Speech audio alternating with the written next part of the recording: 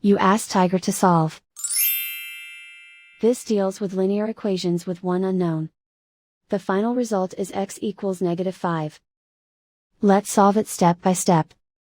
Simplify the expression. Expand the parentheses. Simplify the arithmetic.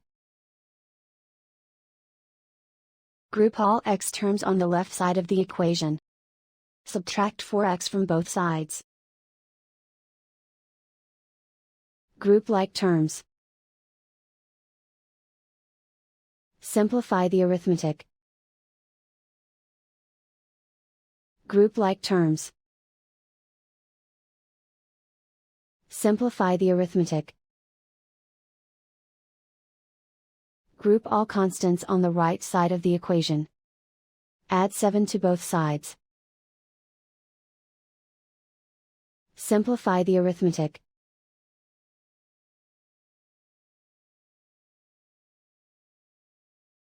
And so the final result is x equals -5.